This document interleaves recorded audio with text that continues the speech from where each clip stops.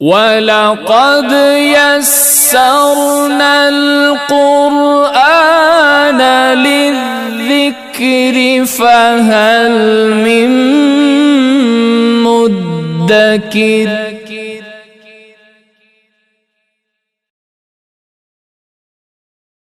أعوذ بالله من الشيطان الرجيم بسم الله الرحمن الرحيم ومن يرغب عن ملة إبراهيم إلا من سفه نفسه ولقد اصطفيناه في الدنيا وإنه في الآخرة لمن الصالحين.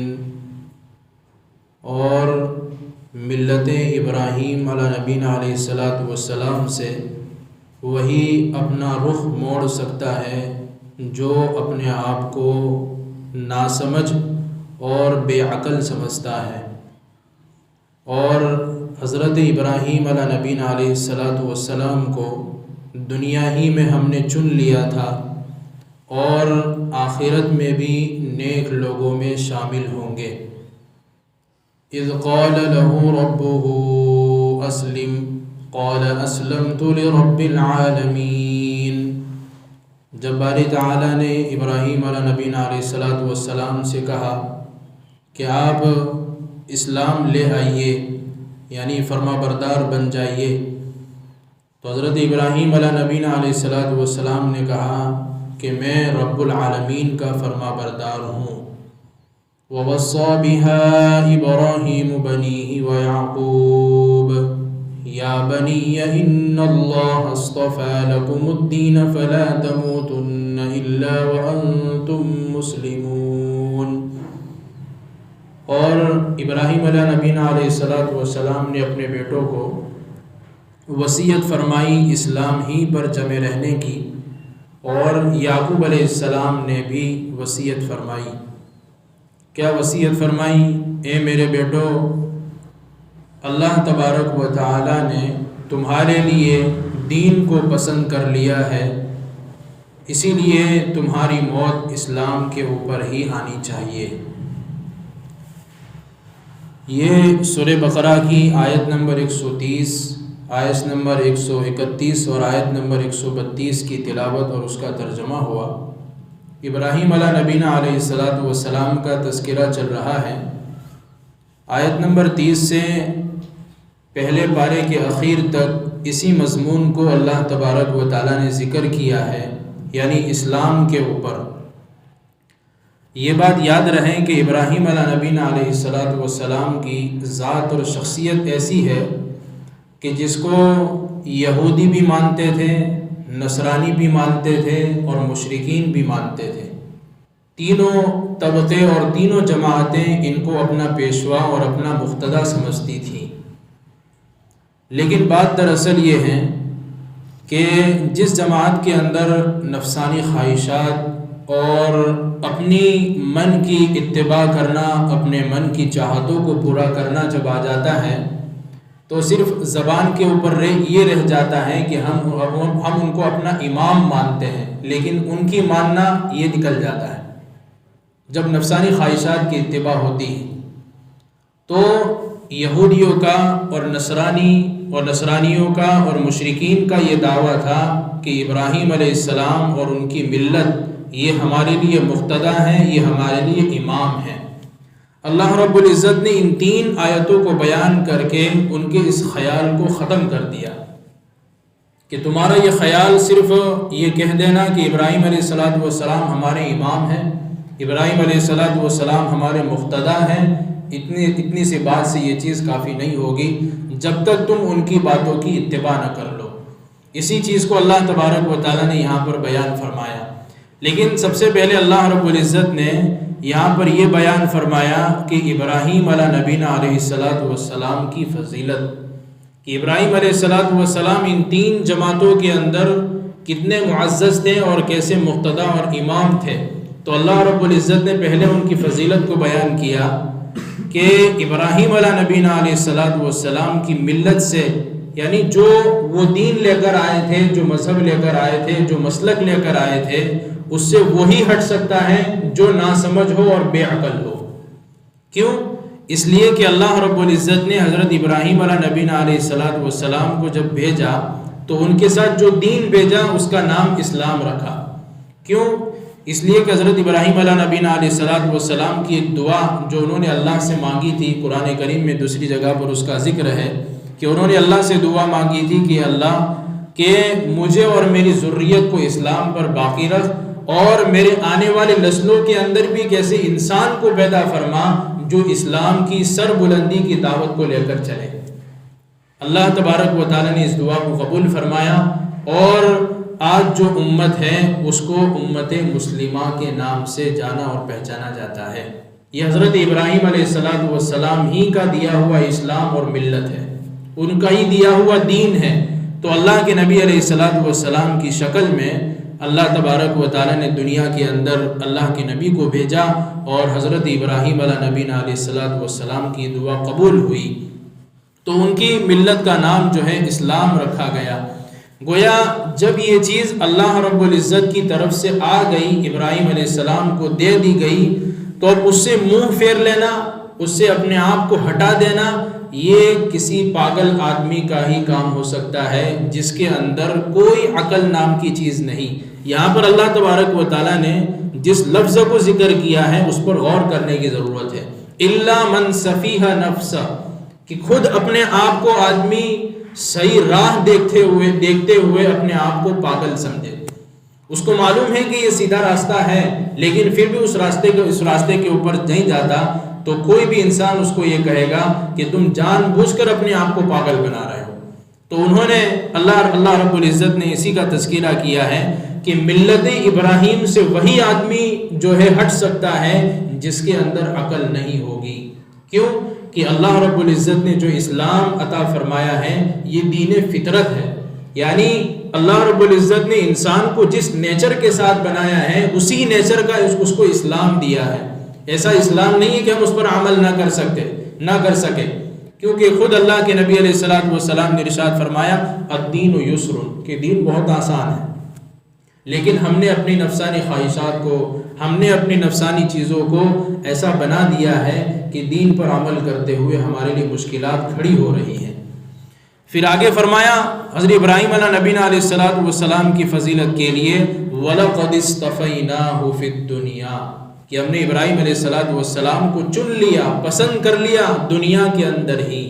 اب دیکھیں ابراہیم علیہ السلام کے واقعات قرآن کریم میں دوسری جگہ پر موجود ہے، کتابوں میں موجود ہے کہ نمرود نے کتنی کوشش کی ابراہیم علیہ السلام کو ختم کرنے کی، حتیٰ کہ آخر میں فیصلہ کیا کہ ایک بڑی آگ جلا کر ان کو آگ کے اندر ڈال دیا جائے، لیکن اللہ رب العزت نے ان کو ختم نہیں کیا، اللہ رب العزت نے ان کو برباد ہونے سے بچا لیا۔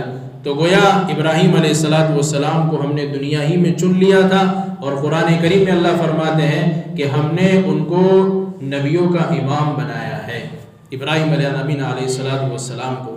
پھر آگے فرماتے اللہ وَإِنَّهُ فِي الْآخِرَةِ لَمِنَ الصَّالِحِينَ، کہ ابراہیم علیہ السلام کی ذات ایسی ہے کہ دنیا میں تو ہم نے ان کو پسند کیا ہی، لیکن آخرت کے اندر بھی وہ نیک لوگوں کے اندر شامل ہوں گے، آخرت کے اندر بھی نیک لوگوں کے اندر شامل ہوں گے۔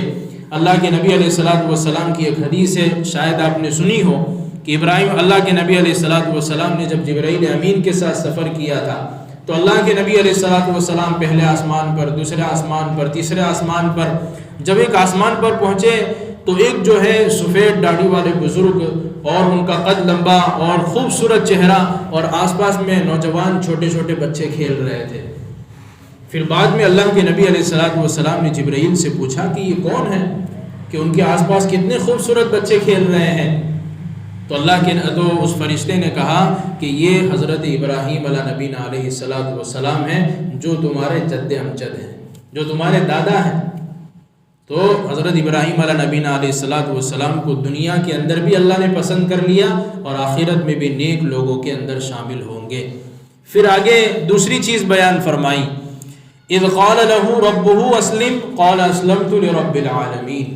یہ اصل جو ہے سمجھنے کی چیز ہے یہاں پر، جس کا تذکرہ ان تینوں آیتوں کے ارد گرد ہے، کہ جب اللہ رب العزت نے ابراہیم علیہ السلام سے کہا کہ اسلم، اسلام قبول کر لو، اسلام قبول کرنے سے مراد یہ نہیں کہ نعوذ باللہ حضرت ابراہیم علیہ السلام پہلے کوئی دوسرے مذہب پر تھے، کیونکہ انبیاء اور رسول اللہ تبارک و تعالیٰ کی طرف سے بھیجے جاتے ہیں، انہوں نے اپنی زندگی کے اندر ایک سیکنڈ تھوڑی دیر کے لیے بھی کفر اور شرک کیا ہو، یہ نہیں ہو سکتا ہے۔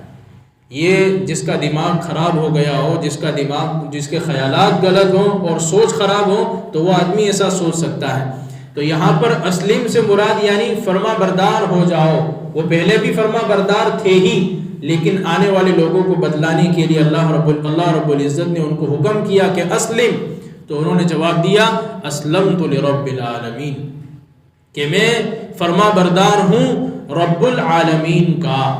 اب یہاں پر ایک نقطہ مفسرین نے ایک اور لکھا ہے کہ ابھی جو ہے فرما بردار کی تفسیر آگے آئیں گی، اس نقطے کو سمجھیں کہ اسلمت لرب العالمین، اللہ نے کہا کہ فرما بردار ہو جاؤ، تو اس کا جواب یہ ہونا چاہیے کہ میں فرما بردار ہو گیا۔ لیکن یہاں پر حضرت ابراہیم علیہ السلام کہہ رہے ہیں اسلمت لرب العالمین، کہ میں فرما بردار ہوں رب العالمین کا۔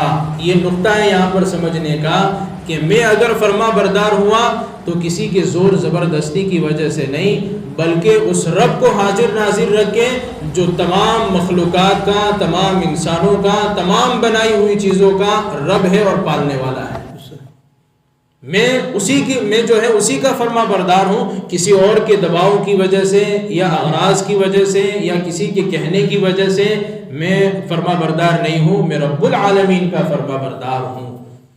دراصل اسلام کس کو کہتے ہیں یہ سمجھنا بہت ضروری ہے کہ اسلام کا مطلب ہے اطاعت حق، یعنی حق کی اطاعت کرنا، سیدھے راستے کی اطاعت کرنا، جو بات سچ ہو اس کے سامنے اپنے سر کو اور اپنی باتوں کو، اپنی خواہشات کو جھکا دینا، اس کا نام اسلام ہے۔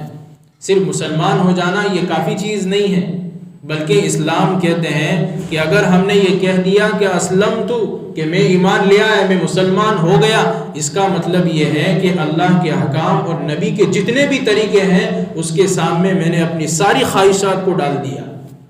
اب جب اللہ کا حکم میرے سامنے آ جائے، نبی کا طریقہ میرے سامنے آ جائے، پھر دنیا کی کوئی چیز مجھے روک نہیں سکتی اس پر عمل کرنے سے۔ اللہ رب العزت نے اسلام کو پسند کیا ہے، اسلام اللہ کے نزدیک قابل قبول ہے، اور اسی کو اللہ تبارک و تعالی نے دوسری جگہ قرآن کریم میں فرمایا ان الدین عند اللہ الاسلام، کہ اللہ کے نزدیک تو دین جو محبوب ہے وہ اسلام ہی محبوب ہے۔ پھر آگے اللہ ارشاد فرماتے ہیں وَمَن يَبْتَغِي غَيْرَ الْإِسْلَامَ دِينًا فَلَن يُقْبَلَ مِنْهُ، کہ اگر اسلام کے علاوہ کوئی دوسرا دین لے کر آیا تو ہم قبول کرنے کے لیے تیار نہیں ہیں۔ تو گویا اسلام جس پر ہم عمل کر رہے ہیں، چاہے تھوڑا عمل کر رہے ہیں، لیکن کوشش یہ ہو کہ مکمل طور پر اسلام میں داخلہ۔ اس لیے قرآن کریم میں اللہ فرماتے ہیں ایمان والوں کو مخاطب کر کے یا ایھا الذین آمنوا ادخلوا فی السلم کافہ، اے ایمان والوں پورے کے پورے اسلام میں داخل ہو جاؤ، پورے کے پورے۔ ایسا نہیں کہ ایک پیر ادھر رکھا ہے ایک پیر ادھر رکھا ہے۔ کسی چیز کو اللہ نے حلال کیا تو ہم نے اس کو حرام کر رکھا ہے، اللہ نے کسی چیز کو حلال کیا ہے تو ہم نے اس کو حرام کر رکھا ہے، یہ چیز نہیں، بلکہ مکمل طور پر اسلام میں داخلہ، یہ اصل چیز ہے۔ آدمی کے اطاعت حق کے اوپر چلے، یعنی سیدھے راستے کے اوپر اپنے آپ کو سر جھکاتے ہوئے چلے۔ پھر آگے فرمایا وَوَصَّى بِهَا إِبْرَاهِيمُ بَنِيهِ وَيَعْقُوبُ يَا بَنِيَّ إِنَّ اللَّهَ اصْطَفَى لَكُمُ الدِّينَ فَلَا تَمُوتُنَّ إِلَّا وَأَنْتُمْ مُسْلِمُونَ۔ اچھا، ایک بات اور بھی یہاں پر جو ہے مفسرین نے اس کا ذکر کیا ہے کہ آج پوری دنیا کے اندر لاکھوں کی تعداد میں مسلمان ہیں، لیکن بہت سارے مسلمان ایسے ہیں جو اسلام کی حقیقت سے ناآشنا ہیں، اسلام کی حقیقت کو جانتے اور پہچانتے نہیں ہیں، بلکہ وہ اپنی نفسانی خواہشات اور اپنی نفسانی چیزوں کے اندر ایسے پڑے ہوئے ہیں کہ کبھی اسلام پر عمل کرنے کی باری آ بھی جائے تو اس کو کھینچ تان کر اپنی خواہشات پر اسلام کو لانے کی کوشش کرتے ہیں۔ کیونکہ جب اگر ہم اللہ کے حکام اور نبی کے طریقوں پر عمل کرنے جائیں گے تو ہمارے بیچ کے اندر دنیا آئے گی، نفسانی خواہشات آئے گی، لیکن اس کو دبانا ہوگا، اس کو کیا کرنا ہوگا؟ دبانا ہوگا۔ اور ہمارے لیے سب سے بڑی مثال صحابہ رضی اللہ تعالیٰ عنہم اجمعین کی ہے کہ ان کے سامنے جب اسلام کی باتیں اللہ کے نبی علیہ السلام پیش کرتے تھے تو وہ اپنی جان، اپنا مال، اپنا سب کچھ یوں نچھاور کرنے کے لیے تیار ہوتے تھے. وہ اپنی خواہشات پر چلنے والے نہیں تھے. اللہ ہم سب کی حفاظت فرمائے. خواہشات پر چلنے سے اور نفسانی چیزوں پر چلنے سے ہماری حفاظت فرمائے. تو یہ کوشش ہونی چاہیے کہ ہم اپنے جو ہے مرضی کا اور اپنی نفسانی خواہشات کے اسلام پر عمل نہ کریں، بلکہ اسلام جیسا کہتا ہے ویسا جو ہے عمل کرنے کی کوشش کریں. کیونکہ اللہ رب العزت جو ہے دلوں کی بھیدوں کو، دلوں کے رازوں کو اور دلوں کی ساری باتوں کو جانتا ہے کہ کون حقیقت پر عمل کرتا ہے اور کون ایسے ہی عمل کر رہا ہے. اللہ تبارک و تعالیٰ ساری چیزوں کو جاننے والا ہے. اب دیکھیں یہاں پر آگے جس آیت کو اللہ نے بیان کیا ہے وہ بڑی سوچنے کی اور سمجھنے کی اور غور و فکر کرنے کی جو ہے بات ہے. دیکھیں باپ بھی نبی ہے، بیٹا بھی نبی ہے، بیٹے کا بیٹا بھی نبی ہے، بیٹے کا بیٹا بھی نبی ہے.